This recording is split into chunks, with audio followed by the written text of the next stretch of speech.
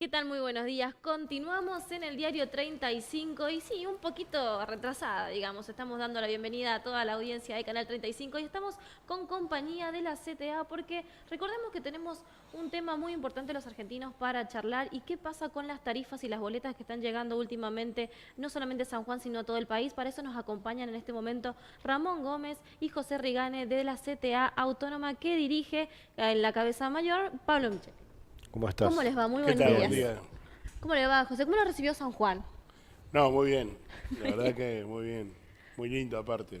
Un clima este, atractivo. Para los que venimos de una ciudad como Mar del Plata, que hay mucho viento, climas cambiantes permanentemente durante el día, esto es apacible. ¿Sí? ¿Ha Sí, sí. llegado hoy o ha llegado ayer? Porque No, el clima de ayer. ayer ha sido... Ayer. No, está un poco fresco, pero está bueno. Bien. ¿Cómo le va, Ramón? Buen Bien, día. bien, muy bien. Un amigo de la casa ya. Sí. José, cuéntenos, ¿están trabajando con respecto a las tarifas, algo que preocupa realmente a todos los argentinos? Porque prácticamente en el día a día uno tiene que elegir qué pago. Sí, efectivamente. Estamos trabajando desde hace mucho tiempo en la necesidad que tenemos, entendemos nosotros los argentinos, de modificar el modelo energético que está vigente en Argentina desde la década del 90, que está basado en la privatización y la extranjerización. Esa estructura es la que nos ha llevado a esta situación donde hoy, digamos, mucha gente tiene que optar entre pagar, endeudarse o dejar algo para poder pagar la factura de los servicios públicos.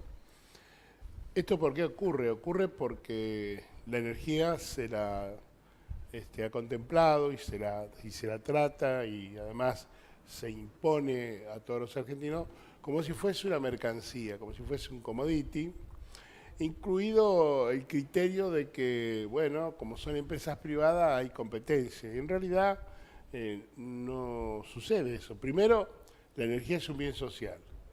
No es algo que nosotros sembramos y cosechamos. Está ahí en el subsuelo y el suelo de los argentinos.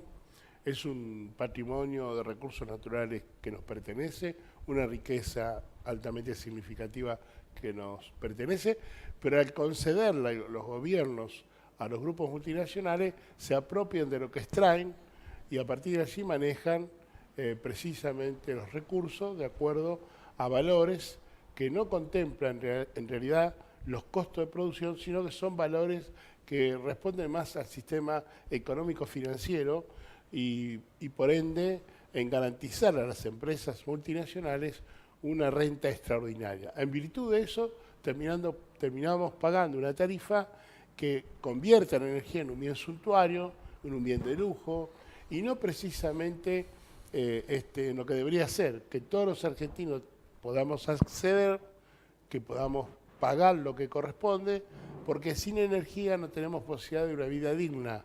Y obviamente que siendo un bien social y además un derecho humano declarado por las Naciones Unidas, no deberíamos estar viviendo esta situación. La vivimos porque el negocio se hace para los grupos multinacionales que extraen esa riqueza, esos recursos naturales, y los dividendos se los llevan o los giran fronteras afuera.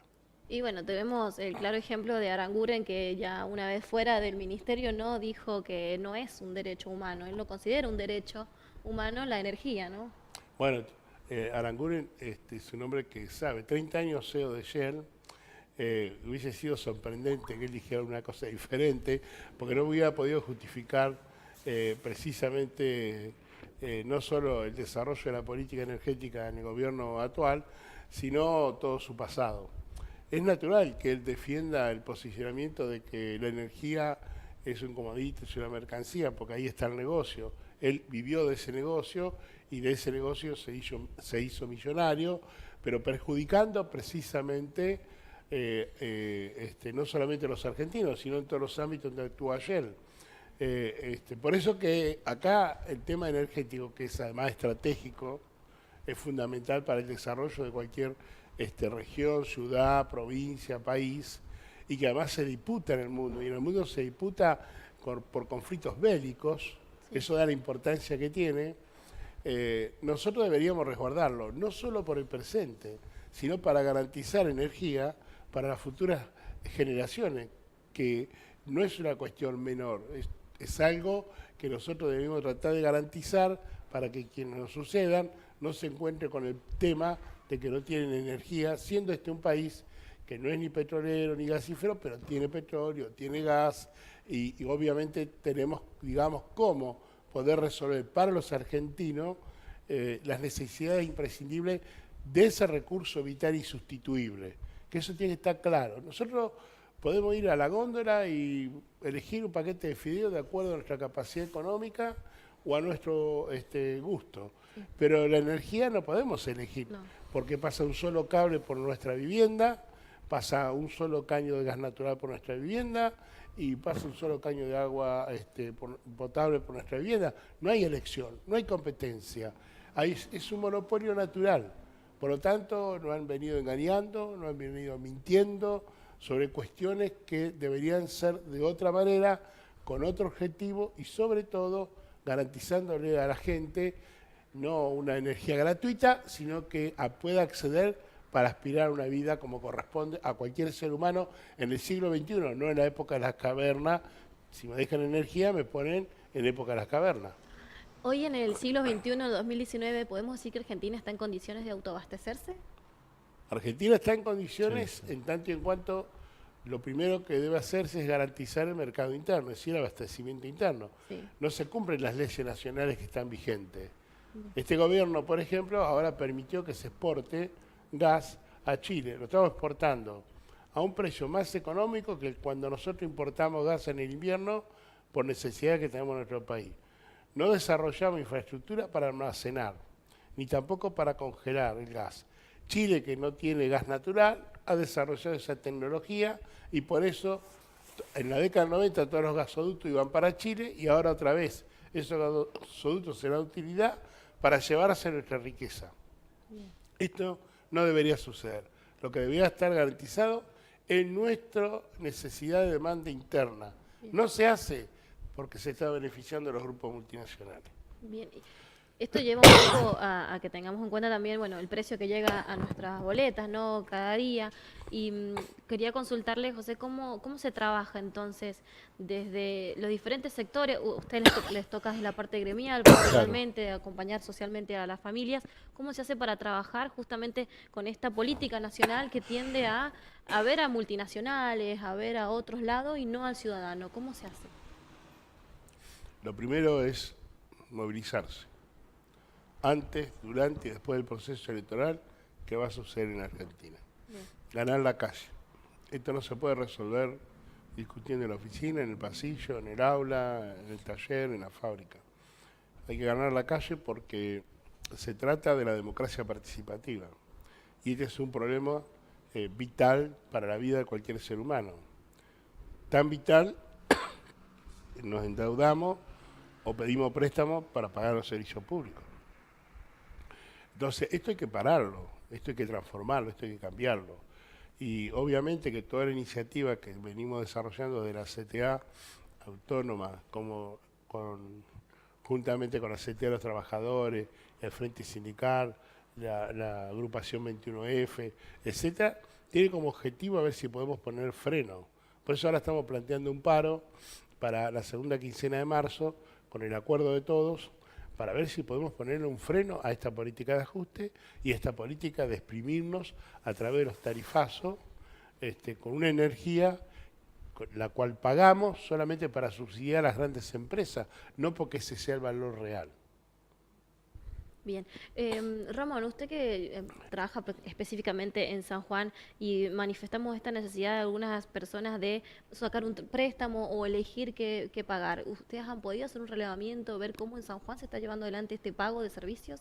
Sí, en realidad hay dos cuestiones que nosotros planteamos y es ampliar el subsidio de 300 kilovatios, sí, que en realidad es bimestral y nosotros decimos que debería ser mensual los 300, con excepción de impuestos, porque en países como, por ejemplo, España, como Italia, Portugal, Francia, son países en donde el bono, en esos lugares se llama bono social, Bien. Hay dos bonos sociales, el bono social eléctrico por un lado y la garantía del bono social térmico, es decir que está garantizado la calefacción y las frigorías, digamos, para el verano a la gente. Entonces debería, y que está medido por el índice de desarrollo humano, de derechos humanos, digamos. Entonces, esa cuestión, nosotros vemos que en la provincia no ha tenido un gran avance. Es más, de hecho, nosotros hemos tenido unas reuniones con la empresa, y bueno, y la empresa dice que no, que el Estado es el que debería hacerse cargo, que el Estado debería participar en esa discusión junto con el EPRE. El avance que hemos tenido es que la semana que viene tenemos una reunión con el sector jerárquico que ahora está en conflicto, además Sí. de la empresa eléctrica, y estamos proponiendo empezar a discutir esta cuestión de la energía como derecho humano y bien social y ver qué frente podemos hacer en ese sentido.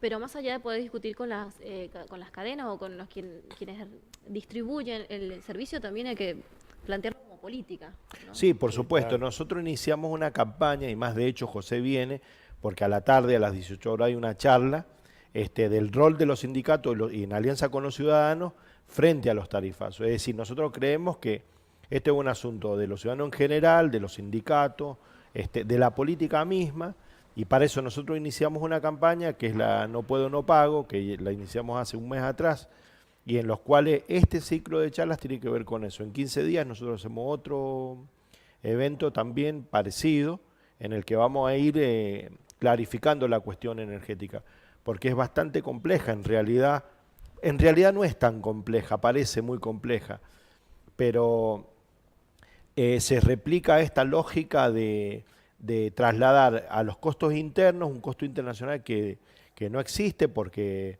se dolariza la economía y todo el costo nuestro es en realidad especificado, entonces el traslado de esos costos lo tiene que pagar la población. Entonces creemos que decir derecho humano y bien social tienen que ver con esto, de defender la soberanía no solamente territorial, sino política de los ciudadanos y que tiene que ver en este caso, con energía. Nosotros hemos iniciado una campaña, pero creemos que esa campaña no tiene que ser solamente eslogan, sino clarificación. Estamos en los barrios, hablando con la gente, inclusive estuvimos en el conflicto de la estación transformadora Sargento Cabral, bueno, y ahí también se discute, está completamente conectada una cosa con la otra. Entonces, en ese sentido estamos haciendo bastante cosas y bastante de calidad, digamos, de poder explicarle a la gente cómo funciona. Bien. Y hablando de nuevos tarifas, digamos, uno de los servicios que están en este momento también en audiencia y viendo qué se pide es justamente con el gas, ¿no? Piden hasta un 36% en adelante. Sí. ¿Cómo lo ven ustedes a esto? No, y el problema más grave es que cuando uno analiza el esquema de la tarifa, primero está dolarizada. Sí. Prácticamente el 35% de la factura total que paga el usuario, ese porcentaje está dolarizado. Y de acuerdo a lo que aconteja con el dólar o con el proceso inflacionario, es como sube el valor de ese porcentual, que es el mercado energético mayorista, y impacta en la factura final. Después, a eso, digamos, hay que sumarle que se ha cambiado el esquema de facturación. Antes había un cargo fijo que era igual para todos los usuarios. En el 2015, ese cargo fijo, por ejemplo, en electricidad era 5 pesos con 35. Hoy, ese cargo fijo se ha incrementado un 4.500%. Está en el orden de 330 pesos promedio. Pero hay franjas que pagan 600 pesos, 400 pesos, 450 por no consumir nada, no tiene derecho a consumir nada. A eso hay que agregarle la incorporación de los medidores inteligentes que comienzan a facturar una energía que es muy desconocida para los argentinos, siempre fue parte del proceso de distribución energética, pero nunca se facturaba porque no se podía cuantificar. Los medidores electrónicos ahora la cuantifican y ahora aparece un rubro más en la factura, que es la energía reactiva, y esa genera un alto costo que se incrementa a la tarifa final. Y luego está toda la política de impuestos. O sea, para un servicio esencial como es la energía, o sea, a ver, nadie puede vivir si no tiene acceso a la electricidad, al gas y al agua. No tiene perspectiva. Entonces, 21% del IVA. Un servicio público debería tener precisamente un IVA mucho menor, un 4 o un 5%, no el 21% como si se tratara de una mercancía o de un commodity. Entonces, estas son cuestiones que no se están discutiendo y que impactan severamente en el precio final que tiene que abonar el usuario. Podríamos hablar de otras cosas, de esa estructura de precio, pero digo, para no hacerlo tan extenso, lo cierto y lo concreto, que son cuestiones que se pueden modificar. Ahora, para modificarlas, nosotros los argentinos necesitamos volver a ser soberanos.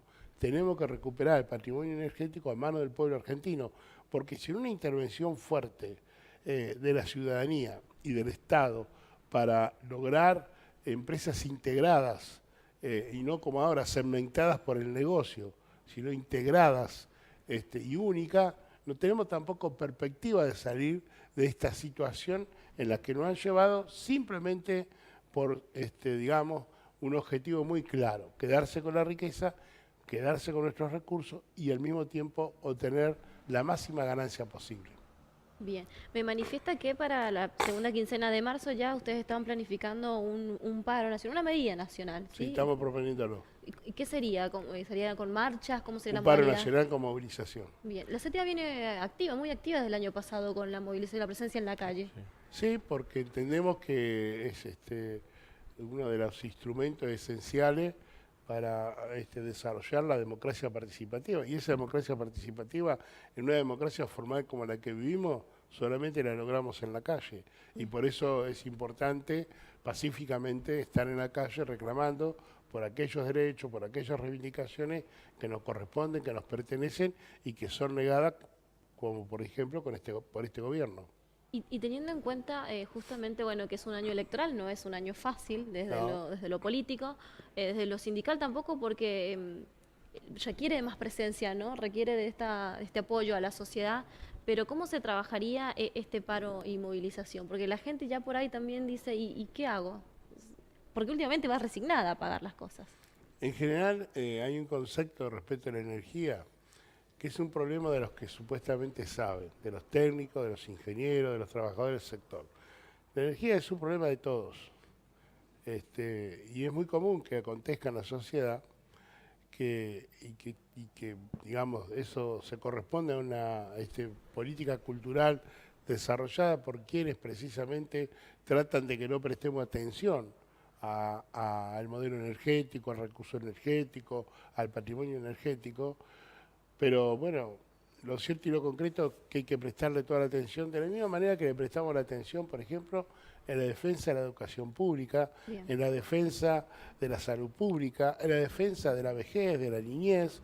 Bueno, a este tema deberíamos prestar esa atención. Ahora, deberíamos recuperar la soberanía para poder decidir precisamente qué queremos producir, por qué lo queremos producir y cuál es el objetivo del desarrollo de la producción. No como ahora, que no somos los que decidimos, que nos imponen las condiciones, no solamente de pago, sino también de los que se extrae, cómo se gira fronteras afuera, dividendos y recursos. Esto hay que modificarlo. Para eso hay que articular con la sociedad. Bien. Y para eso necesitamos organizaciones no solamente sindicales, sino de todo tipo, que precisamente tengan esto como uno de los aspectos centrales para mejorar la vida de todos los argentinos. Los legisladores, por lo menos los diputados, trabajaron fuertemente en lo que fue tratar de frenar el tarifazo o de alguna forma impulsar algunas medidas contra Ecogas, por ejemplo, en San Juan, teniendo en cuenta las tarifas y estas multas que se le iban poniendo porque se cobraba de más, porque no estaba cobrado efectivo. ¿Cómo han visto ustedes este accionar legislativo? Sí, en realidad a mí me parece que dos cosas. Las consultas que hizo el gobierno, primero Aranguren, no eran consultas efectivas, eran simbólicas. Bien. Primero, porque acordémonos que hubo incluso frenos de parte de los jueces de La Plata, el primer freno al aumento tarifario, y que después ellos le encontraron la vuelta para poder aplicarlo de nuevo. Lo que yo quiero decir y que queda un poco fuera de esta cuestión es que en realidad el problema energético es muy estratégico. Estratégico en términos de soberanía política y en términos de soberanía nacional, en términos de lo que las poblaciones deciden. A tal punto que hoy Venezuela está viviendo un sabotaje de Norteamérica. Será tan importante la cuestión de la energía, porque la energía no es solamente la electricidad. No. La energía es el petróleo, digamos, la producción de hidrocarburos. Hoy hay un sabotaje en Venezuela a su central más grande, que es el Gurí, y eso muestra qué importancia tiene en el mundo la energía, qué importancia tiene el petróleo, y a tal punto es que, en este caso, el expansionismo norteamericano, energético norteamericano, ha llegado a formular una reforma energética en México para quedarse con los recursos mexicanos y con los recursos inclusive de Canadá, que es un país desarrollado a la par de México y que ha expandido todo ese expansionismo energético hacia el sur. Entonces nosotros estamos siendo parte de eso, porque no hay que olvidar eso. Vaca Muerta hoy está exportando a Metalex fundamentalmente, como una de las que más exporta a Chile, nuestro gas, cuando en realidad nosotros deberíamos tener ese gas para el uso interno, porque los precios son internacionales. Además de eso, tenemos que agregarle que los salarios han estado depreciados porque Sí, ha habido una reconversión del dólar respecto del peso y que ha dejado los salarios por el piso. Y que eso también es transferencia de renta, también es transferencia hacia las grandes empresas. Entonces, hoy es central en el mundo el problema energético, en todo el mundo. Medio Oriente, el conflicto de Venezuela, el problema chino. Es decir, es una cuestión muy importante. Entonces nosotros lo vivimos como una cosa muy doméstica, pero detrás de eso hay grandes intereses de las empresas que nosotros tenemos que también denunciar. Cuando José habla de la soberanía, recuperar esto, las empresas nuestras energéticas, como alguna vez fueron, que eran monopolios. Los países tienen, el Estado es monopólico sobre la producción primaria fundamentalmente de hidrocarburos. Entonces, esto es lo que tenemos que recuperar. O sea, no va a haber una democracia energética, no va a haber seguridad energética y no va a haber una distancia entre acumulación energética y pobreza energética, que esa brecha se achique, si no hay soberanía de los pueblos sobre sus recursos. Es decir, lo que José decía, esto del subsuelo, es fundamental eso entenderlo, porque si no estamos hablando en vacío, como si el libre mercado pueda resolver todo. Y en realidad los países más importantes y desarrollados, como Rusia, China, incluso los mismos Estados Unidos, tienen regulado el sector energético. El sector primario, el sector medio y el sector secundario de la energía, pues son 3 sectores. Entonces, bueno, eso, agregarle eso. Bien, decíamos entonces, la ayuda sindical, la gente que también salga y reclame por su soberanía, pero por eso consultaba, también el legislativo es muy importante, sí, ¿no? por Es parte de supuesto, nuestros poderes. sí, ¿Cómo se trabajaría articuladamente, bueno, para que esta marcha, más allá de que sea un día de paro o de movilización, se pueda plasmar con leyes? Nosotros con FETER y GENSUR, que es el Observatorio Geopolítico de la Energía, que trabajamos nosotros en eso, tenemos pensado un proyecto que se atrasó un poco con Ana Llanos, que es una diputada nacional, porque nosotros queríamos que hubiera también una declaración de parte de los diputados de la energía como un derecho humano. Digamos, que el sector político, institucional, tenga una declaración, si se quiere, de la cuestión energética, que hoy por hoy es súper importante. Y bueno, nosotros estamos trabajando para eso, tenemos todas las intenciones, pero bueno, también ellos tendrían que tener un poco más de interés por la cuestión, porque no se habla de esto en la medida que merece el tema, digamos. Bien. Esta tarde entonces tienen actividad a las 18 horas. 18 horas. En el local de CTA Santa Fe, 319 Este, Bien. Arriba de la Secretaría de la Juventud. Perfecto. ¿Y de qué se tratará la charla hoy? Y esta cuestión de la relación de los sindicatos con la sociedad civil, si se quiere, o la ciudadanía, en lucha contra los tarifazos, digamos. Y un poco ampliar el espacio de discusión. Grande la lucha que va a tener José para adelante. Bueno, es una lucha de todos y entre todos, y nosotros aspiramos fundamentalmente a lograr de que se entienda de importancia que tiene la energía como valor estratégico, pero además como algo insustituible para una vida mejor. O sea, en este país no hay posibilidad de, por ejemplo, superar la pobreza si no se puede acceder a la energía. Entonces, digamos, estamos hablando de un valor que no puede establecerse por el precio final que hay que pagar la factura. Debe haber en esto una política del Estado que precisamente tenga en cuenta aquel desarrollo de políticas sociales que contemple la posibilidad de los que no pueden acceder por alguna razón de carácter económica o falta de trabajo, lo puedan hacer hasta que tengan, digamos, una posibilidad de pagar lo que corresponde. Bien. Bueno, y todas estas dudas usted las va a estar salvando en la charla de esta tarde seguramente, bueno, para que esperemos, quiera acercarse. ¿Algo más para destacar, Ramón?